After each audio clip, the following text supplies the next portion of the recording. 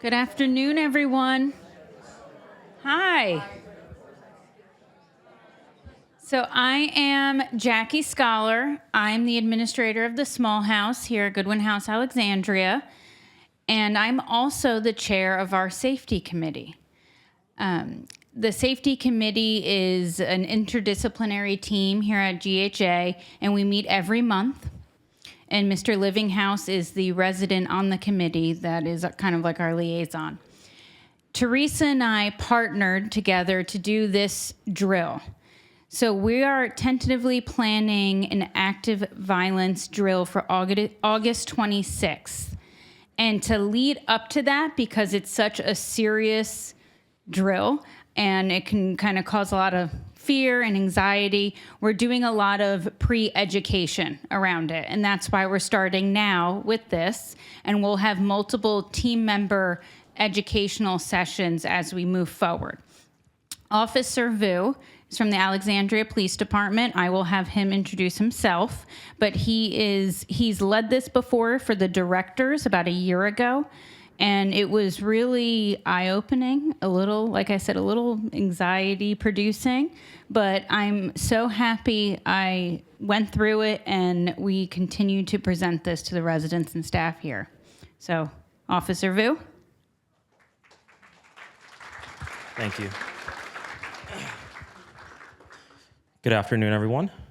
Just to start, I'm not used to talking to a microphone, so if I start to fade out, someone just raise their hand if they can't hear me, okay? Public speaking is probably like one of my top phobias. But anyway, like they said, I'm Officer Vu with the Alexandria Police Department. I've been an officer with them I've been employed with the city since October of 2012. I went to the academy that following year. And then from there, I spent the majority of my time in patrol, about 11 years in patrol. And then from there, I switched to our skills-based resource unit. If you've been to a presentation from the Alexandria Police Department with the tactical training unit, that was us. We have a new chief, so new name, same mission. But while I was in patrol, I was certified in a lot of things, starting off with speed measurement. So if you got pulled over because someone was running laser or radar, that was probably me. And then, yeah, right. Trust me, I had no fun doing that. It was probably my least favorite thing to do at this job. But my most favorite thing I did was I got certified in police mountain bike. So if you've ever spent any time in Old Town, during the summertime when it's like really nice outside and you see cops in shorts pedaling around really out of breath because they're trying to pedal up King Street. That was me. Breathing real heavy, trying to like help you out. But that was me. While going through this, I did end up getting my first instructorship with EVOC. That's Emergency Vehicle Operations Center as an instructor, and that kind of reignited my passion for teaching. Before I became a cop, I really wanted to be a music teacher. Little did I know that I had to learn how to play piano. Didn't realize that was like a prerequisite, and I had to learn both treble and bass clef. Growing up, I played low brass, so I only knew bass clef. So that was fun. Trying to drag this on a little bit. We're running into some technical difficulties, but what else about me? Oh, I'm born and raised here in Northern Virginia, spent all my life here. Tried to join the Air Force, that didn't end so well. It was back when they were trying to kick people out all the time, so like budget cuts or whatever. But luckily, while I was in, we got to watch movies. I got sick, and so they put me in a separation flight, getting ready to get discharged. And while we were there, all we did was watch cop movies. So anything you can think of, like Super Troopers, Bad Boys. And I was like, you know what? That looks like a lot of fun. Little did I know, 30 seconds of excitement leads to 2 hours of paperwork. So if you've never been a cop, that's kind of like the gist of our job. We get a little bit of fun and then loads of paperwork. We're good? Okay, so we'll get started with this presentation. Has anyone heard the term active shooter? Yeah, active shooter, right? Everyone's heard about it. It's in the news all the time. Recently, though, we've, as law enforcement as a whole, we've been kind of not using active shooter, but more so active violent incident. Mostly because these types of incidents don't always use guns. They have the suspects have been evolving and using different techniques. So everything from firearms to bladed weapons, vehicles, or even like IEDs, pepper spray, what have you. So instead of using just active shooter, we've started to use the term active violent incident. Okay. Oop, not working. There we go. Something worked.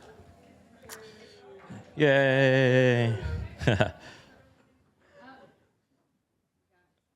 1 second. There we go. All right, so some things we're going to go over today. We're going to define what active violence is, understand the options for communicating an incident, and then understanding the concepts of run, hide, fight, what to expect from officers as we're responding on scene, and then what actions we may ask of you.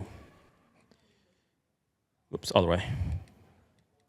There we go. So active violence. This definition was pulled from the FBI's website. An active shooter is an individual actively engaged in killing or attempting to kill people in confined and populated areas. In most cases, active shooters use firearms, but there is no pattern or method to their selection of victims.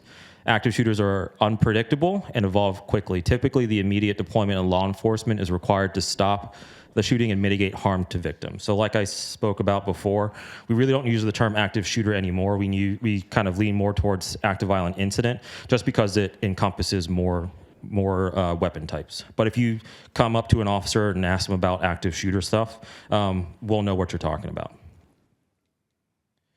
So I don't know about you all, but numbers really hurt my brain. That's why I became a cop. But data really kind of brings reality back into a very scary situation, right? So the numbers for 2025 haven't been released yet. This is the most up-to-date data.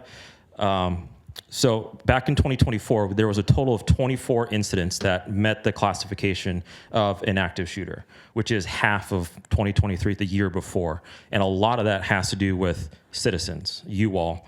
That old adage of see something, say something is a really big thing. So if we can get ahead of it and stop it before it happens, we can kind of keep it down. But we're also seeing that it's not happening every single day of every single week, right? There's 24 incidents from January 1 of 2024 to December 31st of 2024. So no matter what you believe the news is telling you or social media, these types of incidents aren't happening every day. If I put the number of fatality crashes next to that number, you all would probably never want to get into a car ever again, right? And then at the bottom, might be a little bit hard to read, but these are typically the way these types of incidents end. When we arrive on scene, the bad guy or bad gal decides they want to take their own life. They commit suicide because they're there looking for the easy targets. They hear our lights and sirens coming. They see the flashing red and blues. They know the jig is up. They have to fight people that are actually trained. They don't want to deal with it, right? So they just take their own life. Or we shoot them. We get there, they're still actively engaging. You all as a citizen population, they're still a threat, so we have to deal with that threat, so we shoot them and kill them. That's another way. There hasn't been any where the shooter was taken out by citizens or anything like that. And then rarely do they escape, but they don't really escape for that long. A good example of that was, I believe it was Parkland, Florida, where the shooter ditched their weapon, put it in a closet, I believe, and then blended in with the student population. But from there, through investigative means, they were able to determine who it was and took that person into custody. There's also, they give up, they see us coming, they put their weapon down. Yes, they've committed what I believe is one of the worst things a human can do to another human, is take an innocent life.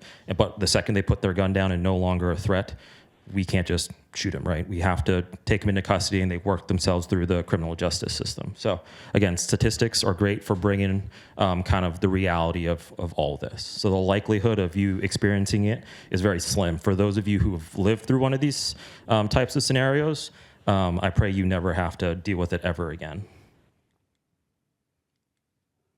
This is just a map. Oh, little too fast. This is a map that just kind of breaks down where each incident occurred in the U.S. So lucky for us, in the Northern Virginia, D.C., Maryland area, we've had no incidents. So, see something, say something. We've all heard it after 9/11. Like I said earlier, it sounds corny, but it really works. So this is not an all-encompassing list that would determine whether someone would turn into an active shooter or not. But these are some things that if you notice 2 or 3 of these in a person, whether they're a friend of yours, one of your neighbors, what have you, it might be time to call the police. Even if you see one of these, feel free to call the police. So if you saw someone who's depressed, that's perfectly normal. Do we need to come in there and take them to jail because they're going to be an active shooter? Absolutely not. Yes, question in the back.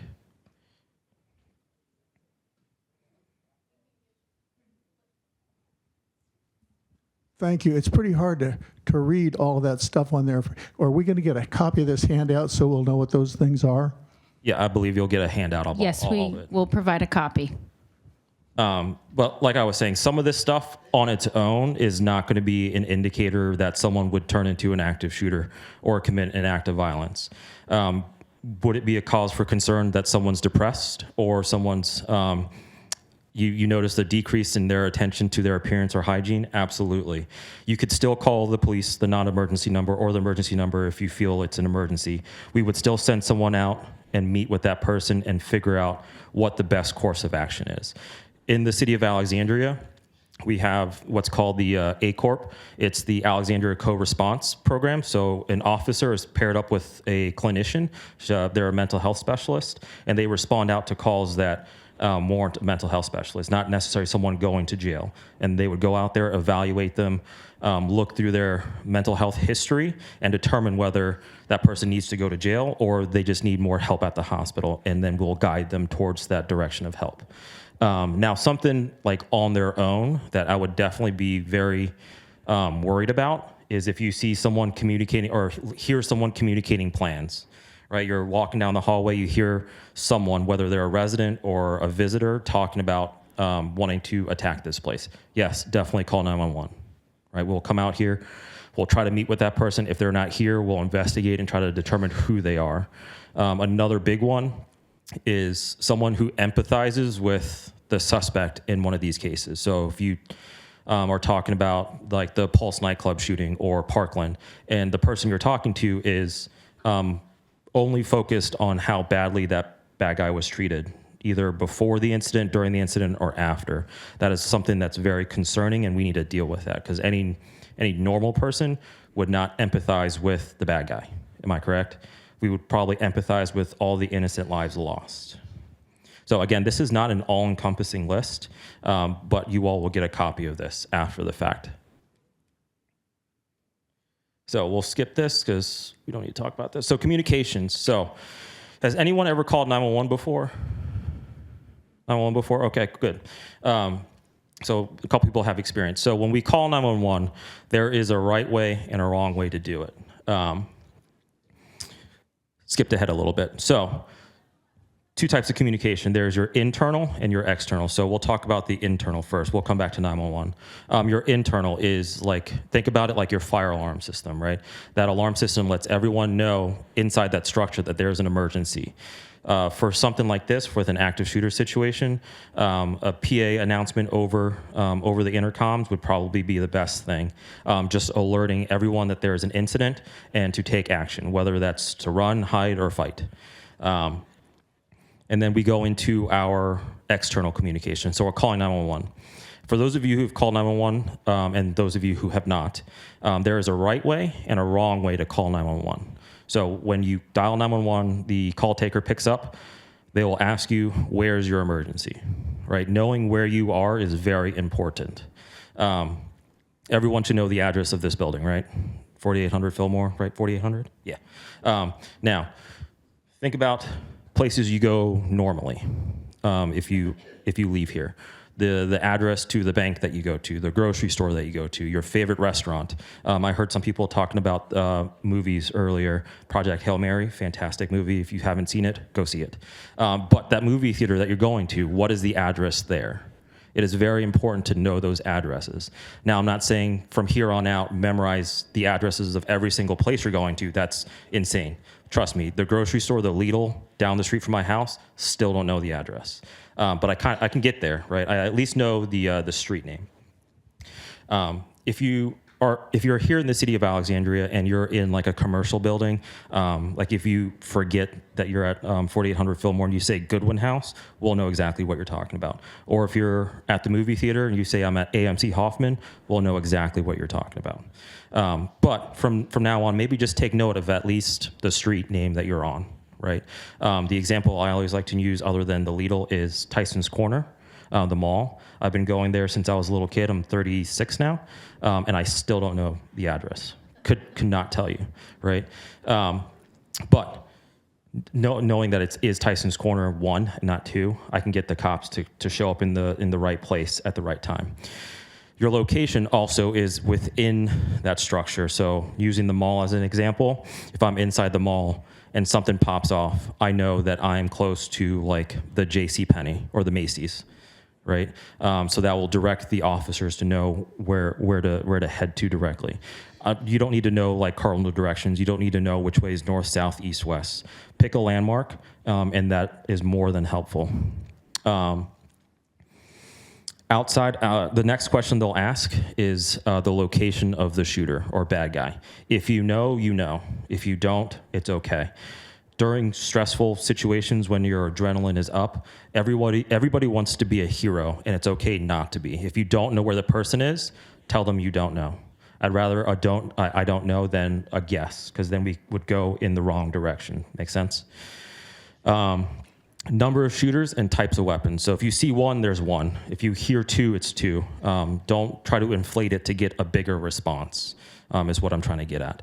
And then for the type of weapons, anybody like guns or firearms in here? Usually there's like one or two, but nobody. Okay, good. That's perfect, because all I need to know, is it a handgun or a long gun? Is it a sword, an axe, what have you? That's all I need to know. I don't need to know that the person is using a Glock 17 with a Surefire X300 flashlight with a 17-round mag, and then 4 more on his hip. Don't need to know all that. If you can tell the call taker that, you are way too close to the action, right? So the next thing they'll ask is physical descriptors, something as basic as Asian male, blue shirt, tan pants. Perfect, right? If you want to throw in there that he's mildly good looking, that's okay too. That's perfect. For victims, this is where I want you to inflate within reason. So if you have 10 injured people, I want you to tell me that there's 15 or 20. If you tell me that there's 10, when there's really, 14, I'll only bring 10 medic units. If you tell me there's 20, I'll bring 20 medic units, when in reality there's only 8, right? So we'll bring medic units from all over the region, not just Alexandria, but Fairfax medics will come, Arlington County medics will come, PG will probably send medics over, airport police will send their medics over here, everyone, and we'll line up all of Beauregard. We'll shut down all of Beauregard and have it just aligned with medics, and we'll shut down Seminary Road if we have to. Now that's how to call 911. Once you're done, the call taker is going to want you to hang up, because the next person in line is gonna have to answer the same amount of questions. We only have, I believe it's during daylight hours, I think it's only 4 call takers. So if everyone in this room were to call, only the first 4 people are going to be able to relay information.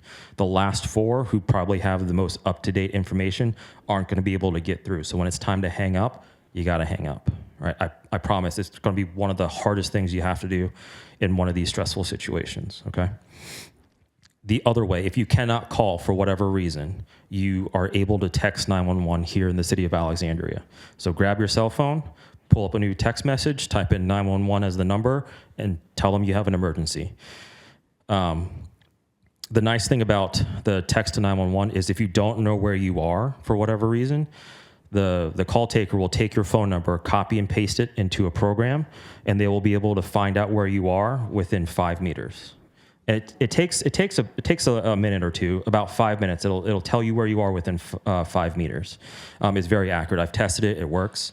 But that's used if you can't get on the phone with someone. The unfortunate part about texting to 911, it does take up a call taker. A call taker cannot text back while on the phone with someone else. But it does work. When you call, and if you don't know, they can kind of do the same thing where they take your phone number while you're on the line with them. They'll plug it into a different system, and they'll get a location based on cell towers, and that's usually anywhere between a couple hundred meters to a couple thousand. It's not the greatest system, but it's better than nothing. Okay. So between the external and the internal communication, which comes first? Internal, right? Just like our fire alarms. We're not going to let the building burn as we're running out, right? Before we call 911, we're going to call 911 as soon as we can. So if something like this happens, we're going to want to let the entire building know that something's happening before we call 911. So run, hide, fight.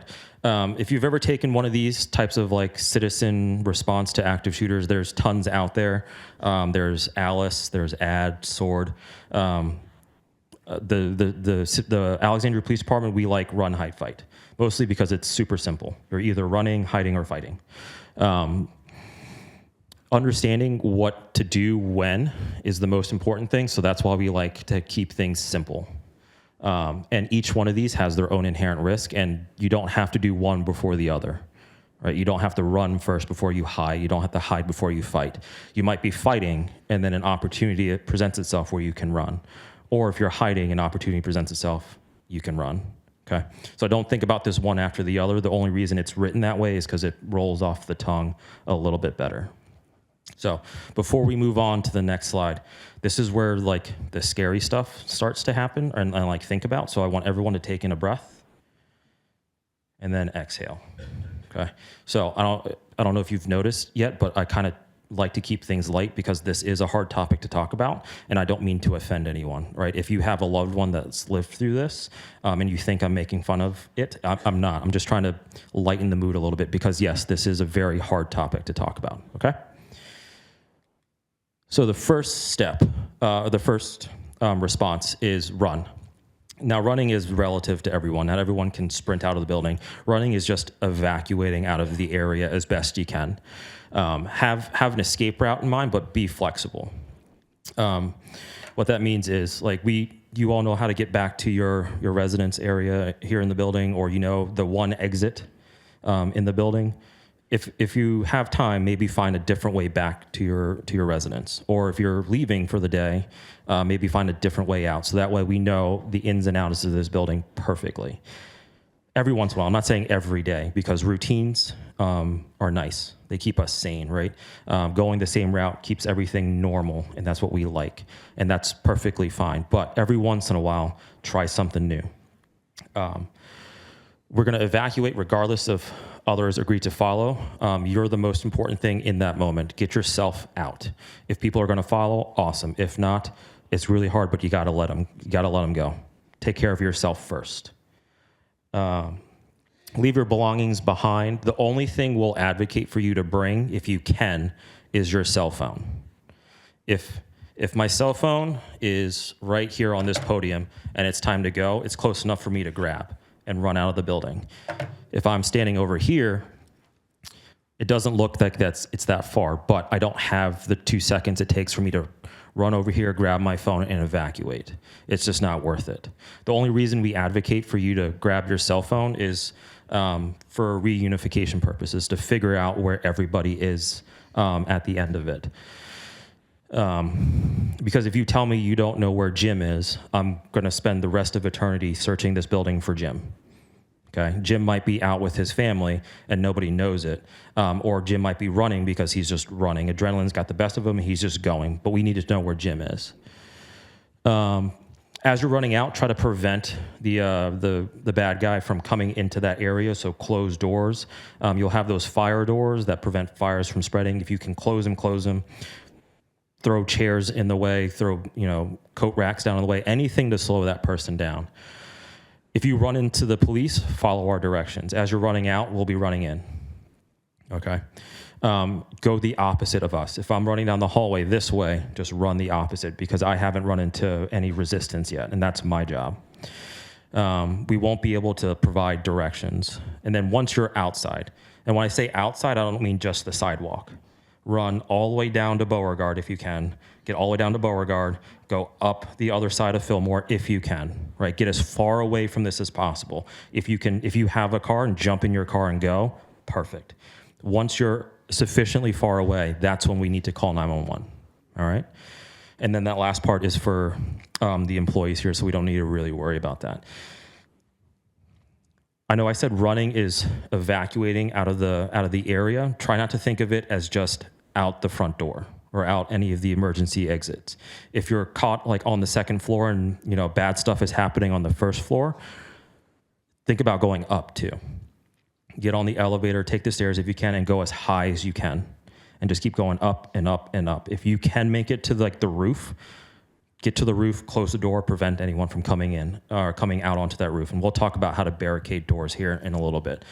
Try not to think about it as just outside the front door. Another good option is if we're in a room like this and I can't get out of the hallway that way, we're gonna start breaking windows. Take a chair, smash out some windows, and we'll go out the window, even on a second floor.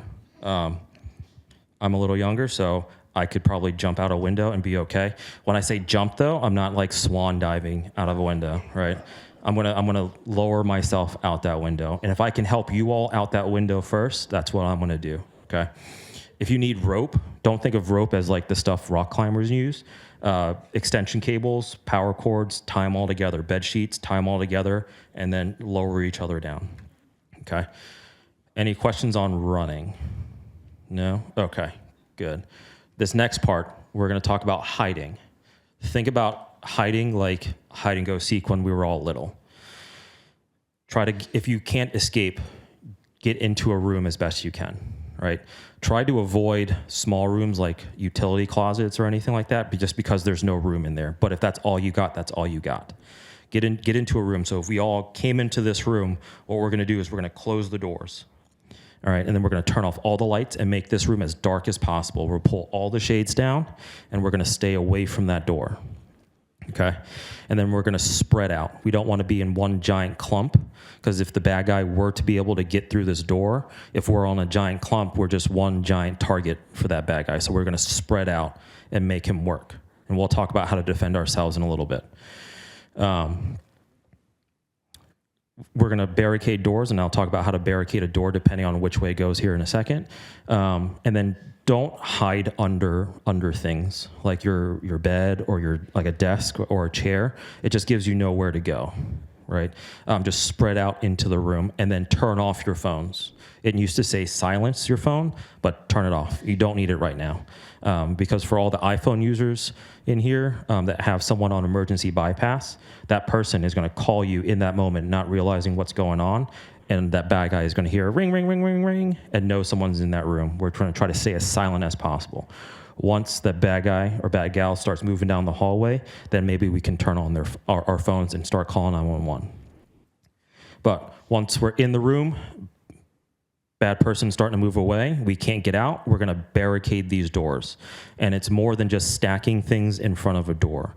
And it depends on which way that door goes. So it's kind of hard in these rooms, but if the door opens towards you into like your residence, what we're going to do is we're going to take a bunch of things long, right? Like a table, we're going to turn it sideways. We're going to put one end up against the door and then line things up all the way to another hard point. More than likely like the opposite wall.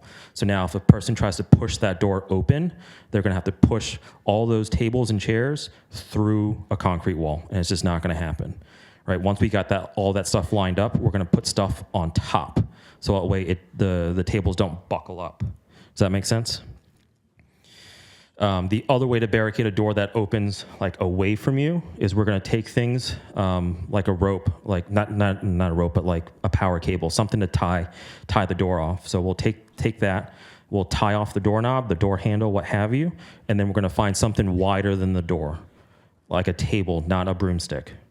Okay, a table, your bed, what have you. We're going to put it up against the door and then tie the other end around that object. So now if someone tries to pull open that door, they're going to have to suck that bed or desk through a door frame, and that's also not going to happen. Once you have that barricade set, we're not going to take it down. If someone comes running up and knocks on your door and says, hey, it's your friend Sally, we can't let Sally in. We can't let anyone in. Because if we cannot rebuild that barricade the same way it went up, okay? The other part of that is that bad guy or bad gal might be using your friend as bait to get you to open that door. The only time I want you to open that door is if the police are on the other side of that door. But we're going to trust but verify, okay? So if you hear a knock, knock, knock, knock, knock, Alexandria Police Department, open the door, you go, okay, cool, 1 second. Call 911. Ask who's on the other side of that door, right? Hey, it's Vu. I'm in room 201. I have someone claiming to be an officer on the other side of my door. That call taker will go, okay, give me a second. They'll relay that information to the dispatcher. The dispatcher will ask who's outside that door and get their name and badge number. They'll come back and be like, it's Officer Smith, badge number 1234. You go, okay. Yeah, call the police department. Call 911. Yeah, if you feel like it's safe, right? We're not going to do that in front of the door. We're going to get away from it just in case someone's there. You call 911, get the officer's name and badge number, and if you hear anything different, if you don't get that same exact information, we're not going to open that door. But if you get that information, it's Officer Smith, badge number is 1234. We know it's an officer. We can take down our barricade and we'll evacuate you out of the building. All right? So, any questions on hiding? No? Okay. Now, this is the really, really hard one to talk about. If we need to, we are going to fight. And we're fighting to save our lives and the lives of everyone else innocent around us. The term aggressive, aggression, and all its variants have become a bad word in the last several years. But in my opinion, if aggression is used at the right time and in the right context, it is a very good thing. And when you're fighting for your life, to defend it or to defend someone else's life, aggression is a very, very, very good thing. So if we're going to fight, we're going to act aggressive. And it depends on how the room is set up. So if we're in a large group like this, someone needs to take charge. So I'm going to take charge. I want everyone on this side of the room pick up something. I don't care what it is. Okay, pick up your chair, a book, a cup of coffee, don't care. If the bad guy comes through any of these doors, I want you to throw it at them. So now the bad guy has to dodge however many objects coming at their face. This half of the room, when the last object is flying at that person, I want you to swarm that person, right? Attack, get them on the ground, okay? Ideally, we want to get that person on their back, and then we're going to get a person on each arm and a person on each leg, and we're just going to sit. If we have an extra body, we'll have someone sit on their chest, and we'll just hold, right? And wait for police. If they drop their weapon, right, get the weapon out of their hands. If it's a gun, don't touch it. Don't try to clear it out yourself because we don't know what this person has done to this gun. If it makes you uncomfortable, put it on the ground, put it somewhere out of sight, put something over top. Empty out a trash can, flip it over top, and put it right on top. Don't touch it. All right. Same thing with knives. We just don't know what they've done to these firearms, so we don't want to handle it. If you're by yourself, the same thing applies, except we got to do everything ourselves. So if I'm by myself, I'm going to pick up a book, a computer monitor, this microphone. If someone comes through this door, I'm going to throw it at that person, but I'm not going empty-handed. I'm going to bring a pencil, a pen, a pair of scissors, a stapler, something to attack that person if I'm by myself. When they come through that door, I'm going to throw that object, and I'm going to follow my shot in, and I'm going to attack all the soft areas, so the face, neck, groin, all that, and I'm going to fight for my life because they're trying to kill me, right? And I'm going to defend my life. In the event that you seriously injure this bad person or kill this bad person, you don't have to worry about prosecution. Brian Porter, who's the Commonwealth attorney, he's the head prosecutor, has said that if you are in one of these situations and you're defending your life or the life of someone else, you won't be prosecuted, okay? The reason we want to throw all these objects at this person is to disrupt their OODA loop process, their observe, orient, decide, and act. You all did it. It sounds like a long, drawn-out thing, but it happens really fast. It was developed by I believe he was a lieutenant colonel during the Vietnam War. He was a fighter pilot. It was just a way the brain kind of processes and acts on things. So the OODA loop process is you came up to the door, you observed the room, right? Observed the seat that you wanted to sit in. You oriented yourself towards that seat, and then you decided you wanted to sit, and then you went and sat down. It sounds like a long, drawn-out thing, but it happens really fast. What we're trying to do is keep that bad guy on the observe and orient part. So they're observing and orienting themselves towards, 1,000 different objects, and they can't decide or act on any of those because there's just too much. And I promise you it works. As the new guy in my unit, I get to be the role player. So whenever we have these types of trainings, which we just did today before I came here, if one person comes and tries to fight me, it never really ends well. But if 3 of them come and try to fight me, I can't decide or act on anything because I have too many different options. I don't know what to do, and they're usually able to put me down. So that's what I'm asking you guys to do, okay? So with fighting, there is a very good chance that you are going to get hurt, and that's okay. Being hurt and dying are two different things. It is not like the movies, I promise you, okay? It takes a lot to kill a person, especially when you have the will to fight.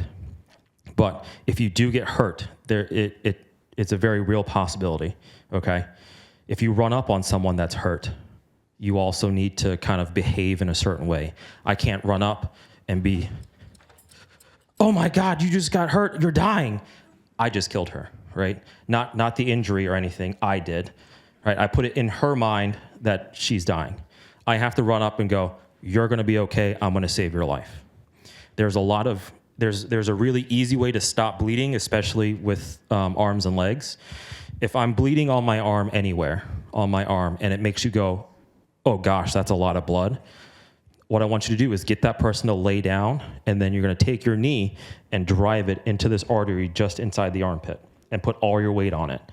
It's going to hurt them, okay? You have to reassure them that you're doing it to save their life and save that appendage, right? And then on the legs, what we're going to do is we're going to get in between the legs as I'm laying down or sitting up, and you're going to take your knee and drive it into the artery right here, just inside the groin muscle, and you're going to wiggle that knee around until the bleeding stops. Again, this is going to hurt a lot, I promise you. I did it for a month where I had our officers using me as a role player, dropping their knee on the inside. So at some point, I had to be like, okay, no more. My boss didn't agree.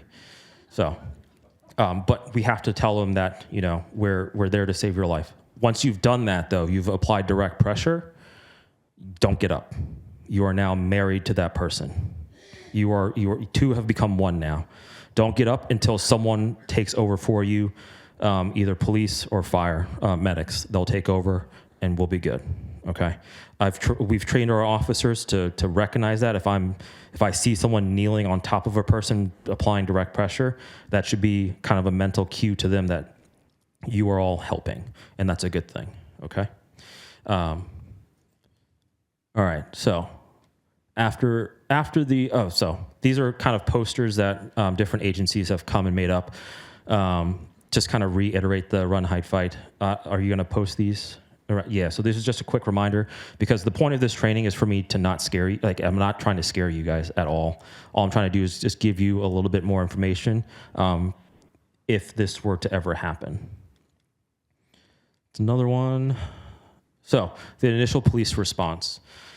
When we get that 911 call that something bad is happening here at the Goodwin House, everyone that's available is coming here. And those that are busy, they're going to stop whatever they're doing, and they're going to come here. If I arrive first by myself, I am coming in this building by myself. And that's how every officer is trained, right? We're not going to do we're not going to let what happened in like Uvalde or Parkland happen. We're coming into this building by ourselves if I have to. I will take my cruiser with all my lights and sirens on, and I will drive through the front door if I have to make sure that they know I'm coming. Now, if I'm in the parking lot or pulling up in the traffic circle and I see someone pulling up, I might wait the half second for them to get out of their car and help me, because I don't like to fight fair in these kinds of situations. I'd rather have 2 guns in a gunfight than 1. But we'll respond anywhere between 1 and 4. After 4, we'll start to split up into multiple contact teams. And our job is to put ourselves between you and the bad guy. I want the bad guy to look at me and shoot at me, because that is my job. You all didn't decide to come to this place to get shot at, right? Anybody? Nobody? Didn't think so. So I did, because I decided to come here and get shot at. That is my job, okay? If you are injured in the hallway, we cannot stop to help. That is not our job in that moment. My job is to stop the bad guy. I'm not going to ignore you, though. I'm going to make note of where you are. I'm going to let my dispatcher know, so that way our rescue task force and our evacuation teams know where you are. And once the bad guy has been put down, we'll come and get you out, right? But I cannot stop and help you.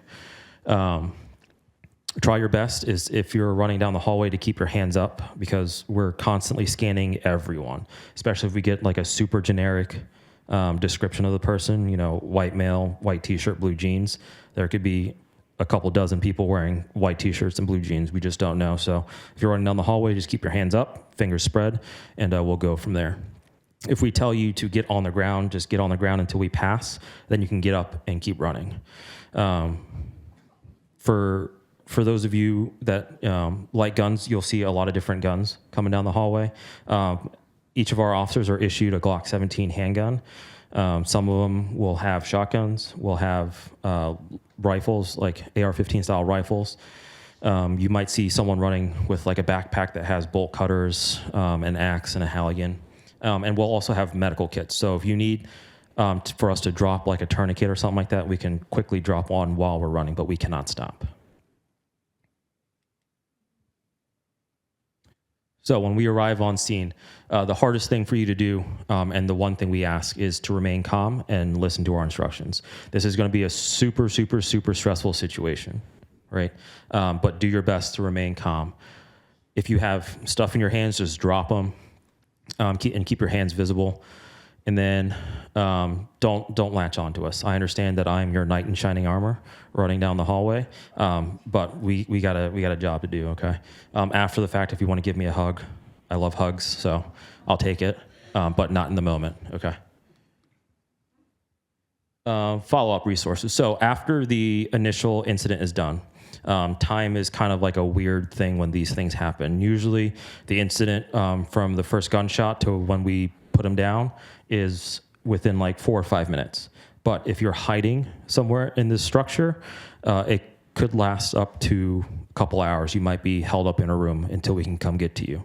But what's going to happen is the police department, along with our SWAT team commander, the fire personnel commander, and then someone that knows the building really well, will get all together and come up with the plan to evacuate the entire building.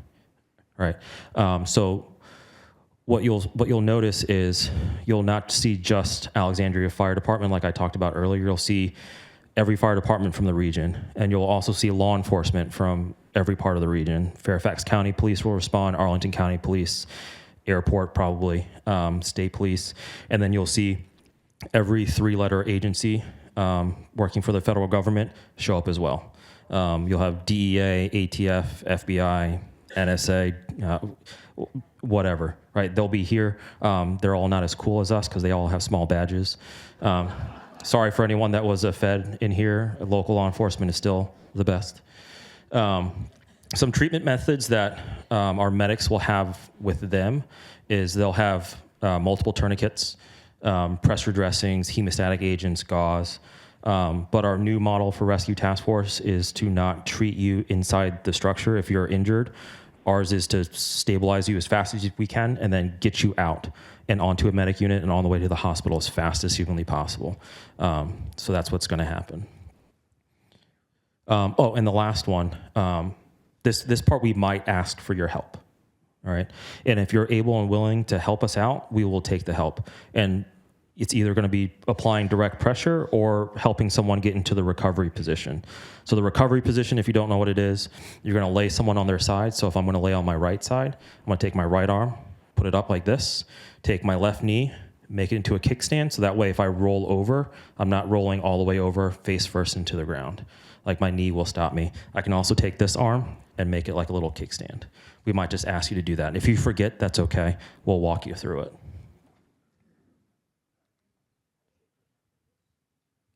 Protected island. So if you're like in the middle of a structure and we can't get you all the way out and you're not injured, we'll bring you to a protected island. So that's like a collection point. And from there, we'll do a quick interview. We'll pat you down. We'll put you on what we call a dirty wall, just because you haven't been patted down yet or interviewed, and we'll pull you off one by one. We'll just do a quick pat down. If you're like me and carry a pocket knife on you or like a multi-tool, just tell us where it is. We'll check it. You'll be good. And then we'll ask you who you are and do you know everybody in this room? If you say, I don't know that guy in the back with the blue shirt on, that's going to be my next person I pull off. Does that mean that person is the bad guy? No. It could be, if we're here, a family member visiting that you don't know, or, a new nurse that you've never met before. But that brings a little bit of concern to me because I don't know anyone in this building. I'm going to talk to them next. Be like, nope, I work here. I just got hired. Today's my first day. Cool. All right. Awesome. Thank you. And that's it. But we're not going to have like a long debrief about what happened. Once we get you out of the structure, someone then will talk to you more in depth about what happened. We already talked about that. Some available resources. So if you have more questions, you can always email me or talk to me. But we also have the Office of Emergency Management. That's the city agency that the police department, fire department, sheriff office, we all fall under that. I'm always available to come out and do these kinds of presentations. They've asked me a couple of times and I'm more than happy. The fire department, they're always really good. If you ever need to get through a door or through a wall, they're the ones to ask. They have no qualms about taking down a door, and they're really good at it. The fire marshals, they're cops that want to be firefighters, but they also make a lot of money, so they're also a really good resource if you were ever worried about like fire code stuff. They're the ones to ask. Department of Homeland Safety, that's where the Run, Hide, Fight program came from, so that's where I got all this information. And then all the numbers that hurt my brain are on the FBI's website. They usually publish the previous year's data sometime in the summer, so the 2025 numbers will be out around then. This is like a little card printed out, and then if they hand it out, you can just keep it in your purse because, again, hopefully you never remember my face, but you remember at least the concepts of Run, Hide, Fight, and that's all I ask for. That is my email address. If you all have your phones and want to take a picture of it, send me an email later, that's fine. I'm pretty responsive with my work email. Shoot me a question because I'm sure if you have a question, somebody else has the same question, so. Anything? Anybody with a question they want to ask real quick?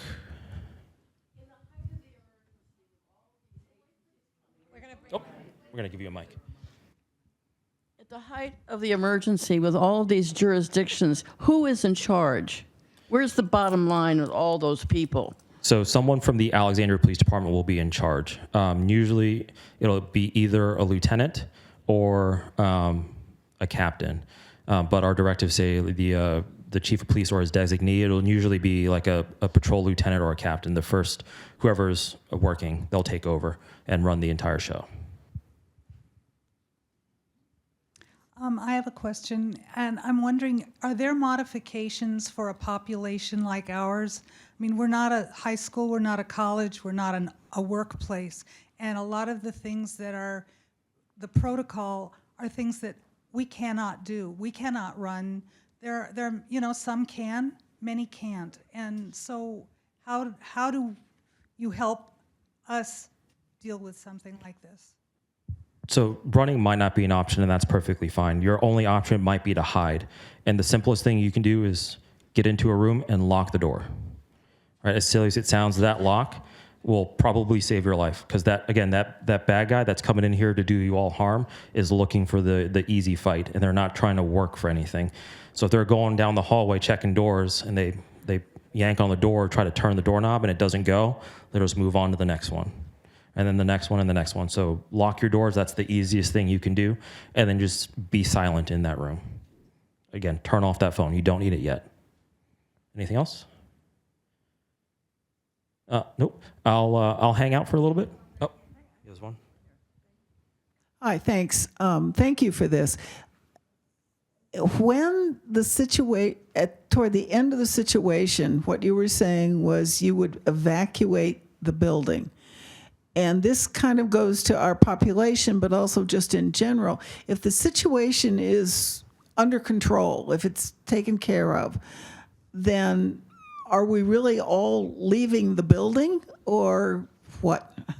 Yes, we will get you out. We will guide you out the best we can. If you need help getting out of the building, we're going to help. Our new rescue task force that we're using, someone is guiding you out. And if it's not a police officer and it's another abled body, they will help you out. And I shouldn't say just a police officer. We'll have firefighter and medics kind of working in with us. And what we're doing is we're going from the point of entry along the path as best we can, and then getting you out. If I need to walk you out physically, if I need to carry you out, that's what I'm going to do. So the purpose of taking people out is so that you can assess if people need help? Yes. And then we're going to clear out this entire building to make sure there's no one else in here trying to do any harm.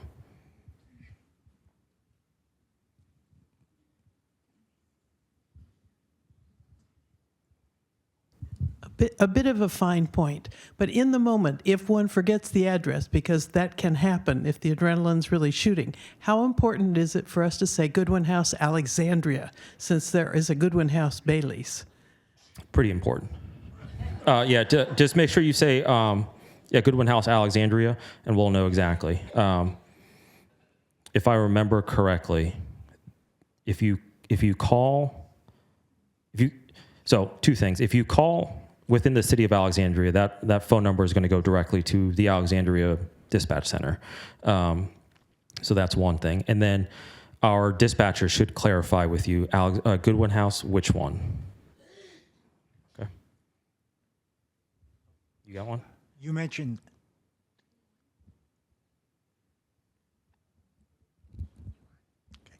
at the beginning of your presentation that you had some handouts to pass out.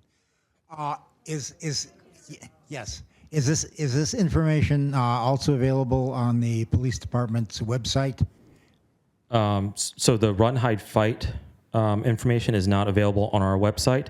It is available on the Department of Homeland Security's. Okay. There's like a 4-minute video on it. All right. I believe it's on the FBI's website as well. Okay. Thank you. It's also in your handbook on Unigest and paper.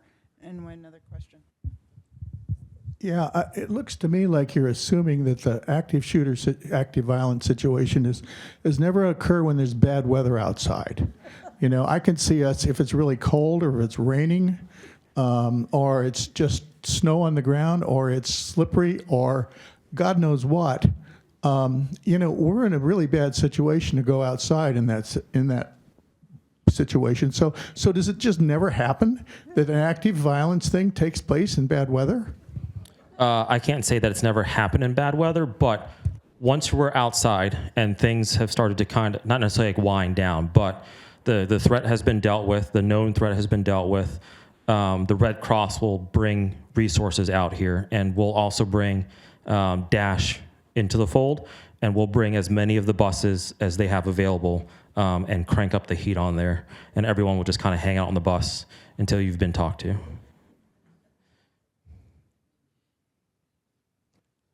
Thank you, Officer Vu. I just wanted to share some information with you. I co-chair a safety committee with Jackie, and part of this is such a hard topic, and who would have thought 10, 20 years ago that we would need to do this type of training in a senior living community? But we are. We are at that point. We need to make sure that you are aware of our processes. We are also doing the same training with our team leaders, with our whole staff. We've started with department directors. We have put some things in place that you may not know about. Let me just share with our HR, because we don't always think that an active incident can happen from the outside. We could have disgruntled residents never here, or we could have disgruntled team members. So we have put a few things in place, like our HR department, as well as our reception desk, do have emergency response buttons that they can push in an emergency that will immediately go to the police department. So we have that in place. And Peter, I'll answer that one. One of the other things is that we're doing the drill because we want to have the police department here with us to see if we're responding appropriately. We will use all of our systems, RAVE, everything else that we have. If you read the last update in the Gazette, we have now added Code Silver, which will begin to be used a little bit more so that you become familiar with that. And the Code Silver response is to run, hide, fight. You will not be here alone in any case. You will have team members here that have been trained ahead of time, and we know that the police department will respond immediately. When they come in, the police department, we are no longer in charge. They will give us the directions of how we are to respond. But our goal will always be to assist the residents that need that immediately. There's a different response that'll happen in our healthcare center because we know not all of those residents are able to get out. So we have measures in place. We will need to barricade rooms, make sure doors are closed. So those kind of things are what we're looking at before we get to August to do this drill. So I just wanted to share that with you. I think, Peter, you had a question? Oh, I made more questions. Teresa, I'm glad you mentioned the possibility of such an incident coming from within the house. We actually had such an incident around, I think it was 2010. I was here. Okay, so maybe you can recount that then. Yeah, we weren't prepared for that. We did have a disgruntled team member, and this was when we had our old healthcare building up on the original building on the second floor. And so we did have an incident. We did, however, get the police here faster than I could get here, and I was living over right across the street. And when I came on campus, they asked me all the questions. Who are you? Why are you here? Show me your ID before I could come in the building. So we had that incident. It was a long time ago. It was a disgruntled team member at the time. But we learned from that, and we did put some things in place from that incident. So you're right.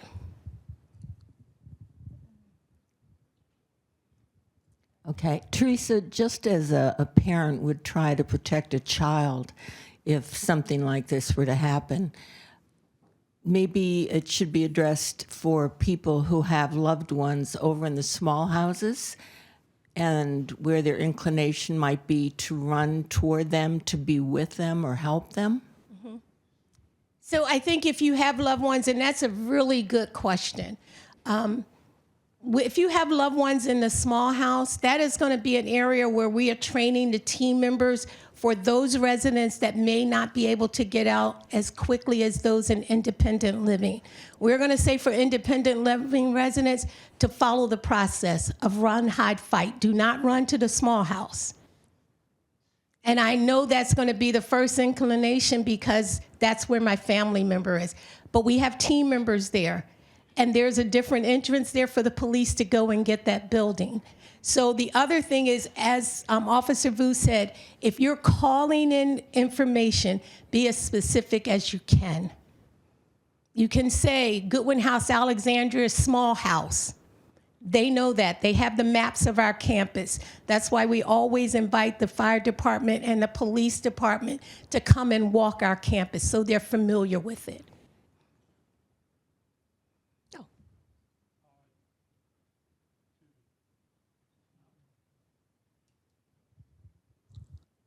You mentioned leaving the building.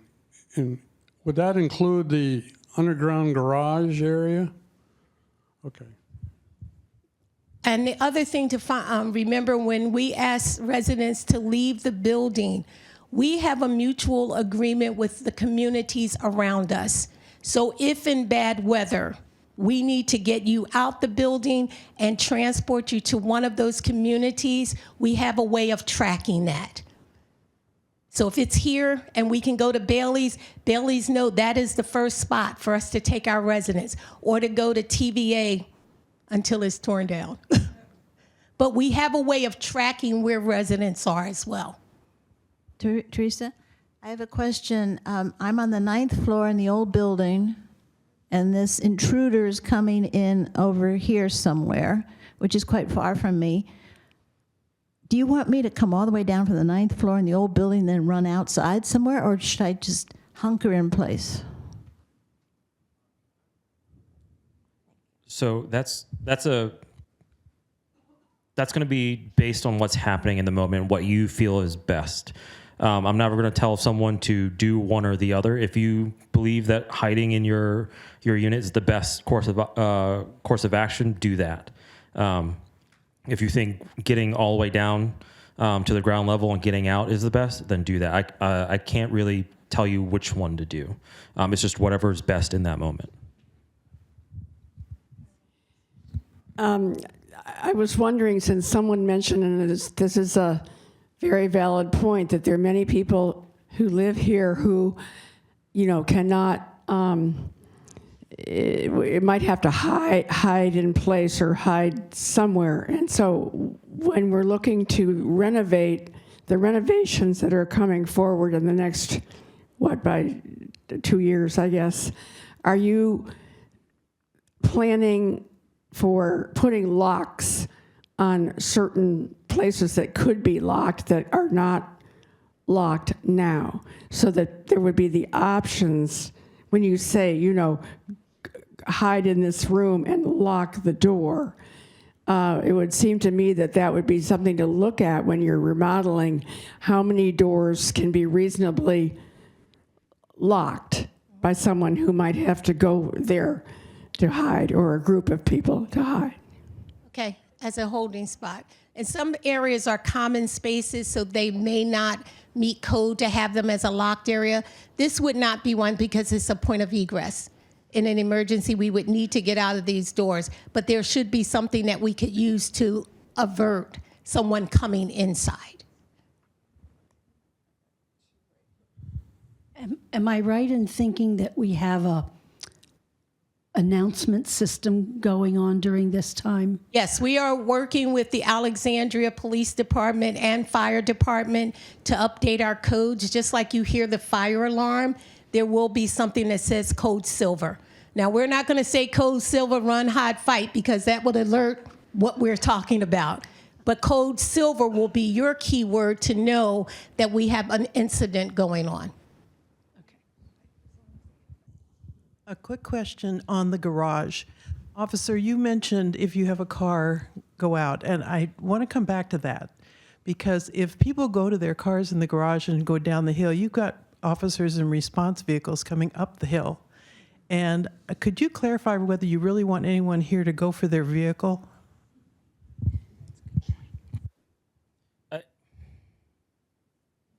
So I would jump in my car and go, but you're saying not to. So it's for tracking purposes.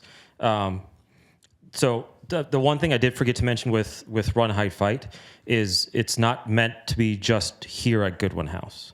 If you're at the grocery store, at the bank, you're out with family and something happens and you need to get out, and you can jump in your car. So like if you're at Outback Steakhouse or whatever, and you just jump in your car and go, absolutely. But for here, I believe for tracking purposes, to know where everyone is, might not be the best.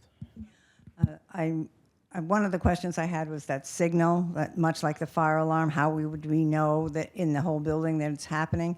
Second, because we are just new here, guns aren't allowed by people here, are there? Are they? So as part of your contract, in your contract, it does say no weapons allowed. It is on our Unigas and in your resident handbook. And when we say no weapons, no weapons. No keepsakes from military days. So no grenades. Can you guys remember that? That is one of the worst points of my career, is that I had a grenade in my office. And it was live. Oh, yes. But it was a keepsake at the time. Someone had a keepsake. So we've addressed that issue. Okay. Officer Vu, are you okay with time? Okay. Is it okay if we let Officer Vu go unless you have a direct question for him?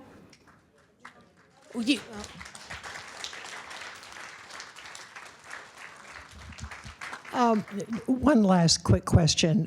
I think for a lot of us, if we heard the code silver over the PA system and we were in our apartments, that our inclination would be to be sure our door was closed, double locked, and stay in our apartments, turn out the lights, turn off our cell phone. Is that most likely what most of us should be doing unless we're down in a common area? If you think that's your best course of action, then absolutely do that. Make sure your doors closed, lock them up, and turn off all the lights and make yourself as silent as possible. If you know that you can't get out reasonably, then that's going to be your best course. Yeah, because otherwise you've got, people coming down the elevators and trying to get out the exits, and they may be running in exactly the wrong direction. Yes. Yeah, okay, thank you. Could I get in a question? We have fire alarms that go off somewhat randomly. Is there going to be the sound preceded by the word, "This is a test," or will we just hear this terrifying sound and we won't know what to do? We will think it is legitimate. So on August 26th, you will hear test code silver. You're not going to do that code silver any other time unless it's an actual event. Okay. But for the drill on August 26th, you will hear us say test code silver. Test code silver. After that, we should not use that code unless there is an active incident going on. It is not a noise.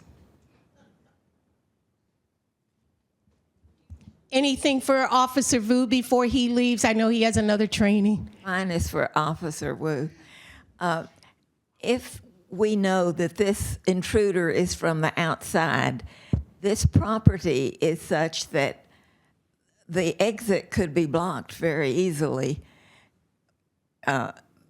because it's just a one way up and no way out. Do you all suggest that we try to let the person or persons go, or do we try to keep them here? Like for instance, if I'm the bad guy, I make my way in, I hurt a bunch of people, and then I'm trying to leave. Like, you would let me, do you want, is that your question? Should you just let me go? Like in a car. So if they're not a threat to you anymore, the best thing you could probably do is just be a really good witness and get as much information about that person as you can, to physical descriptors. If you can see the type of car and a license plate, fantastic. If they're not attacking you and if you're not able to stop that person, then don't try to, because then you just put yourself in undue harm. But if you're a little bit more able-bodied and try to stop that person, go for it.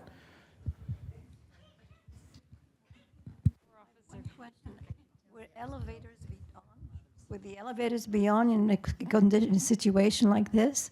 That's going to be a Teresa question. I'm not there's a way to shut them down, but I don't think we're going to be. There's a way to slow them down. We haven't discussed that, Ms. Brackman, because just like in a fire drill, they shut down.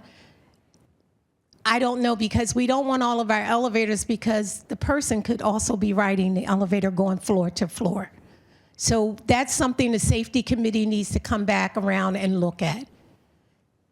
And again, we are starting early. I will tell you that GHBC has already did their drill, so they are also working with us to let us know what went well there. Our campus is set up a little different, but they are working with us to help us put our drill together as well.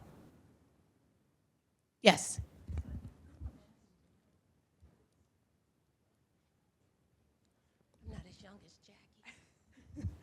I'm just wondering if the code silver will be heard in the elevators and up on the rooftop. We will form the code silver alert just like we have with the fire drill. Can you hear it everywhere? Yeah, the fire alarm when it goes off. You guys tell me you can hear it. Yeah. Yeah, so we'll make sure it sounds the same way. I am so grateful. Thank you for Officer Vu. He will be returning in June to do a training with our team members. You are more than welcome to come into that training again or pass it on.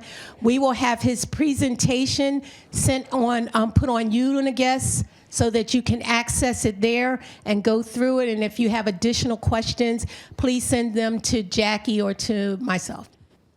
I hope that you don't wind up with a situation where you decide I'm going to have a code blue for something else and a code yellow for something else and a code red for something else, because it's hard enough to remember a first name of somebody as opposed to remembering 6 different colors and what they're supposed to mean. And I can imagine that maybe the health unit might have something that says, well, if somebody's in really bad shape, we need to do a code something or other because it means this person's having a heart attack. Yeah. Okay, we don't want to have that and as a different code number that's meaningful to them. We have to have only one color, and that's silver. We will definitely keep code silver for this type of incident. I can't tell you and guarantee that if other incidents become more frequent, that we won't look at that.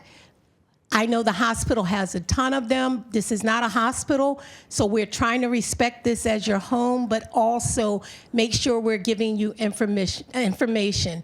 So that's the only code we're adding to our system for now. Okay? I will try to keep it to a minimum. You guys know I will. Okay? Thank you so much for coming. Thank you, thank you, thank you. Have a good afternoon.